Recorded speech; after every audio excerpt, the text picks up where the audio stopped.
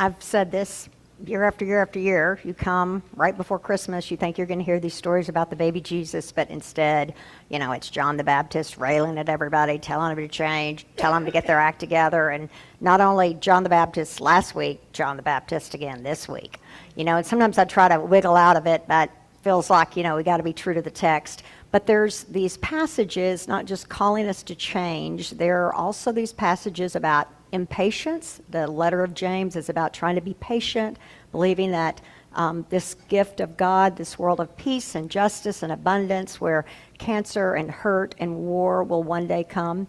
And then in the book of Isaiah, it's this beautiful image about how the whole earth is just full of God's glory, that the burning sand will just become a pool, right? So you think about people in Gaza, you imagine there just being this restoration of life. And that's kind of the promise, because they lived in a time not unlike our time, with kind of war ravaging, and this prayer that somehow at the heart of the earth there was something that would sustain and change.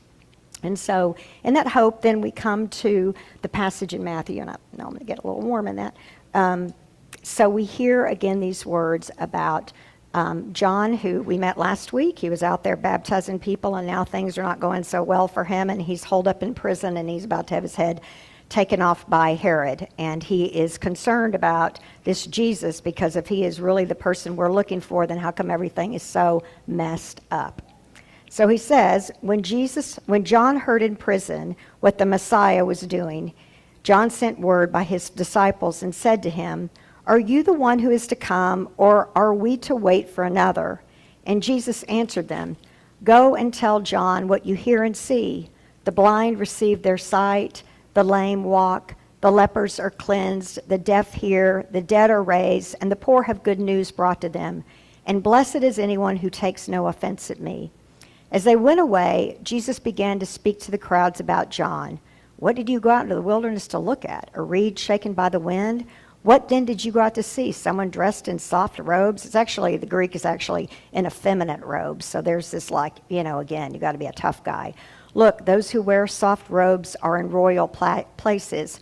What then did you go out to see? A prophet? Yes, I tell you, and more than a prophet. This is the one about whom it is written, 'See, I am sending my messenger ahead of you, who will prepare your way before you.' Truly, I tell you, among those born of women, no one has arisen greater than John the Baptist. Yet the least in the kingdom of heaven is greater than he."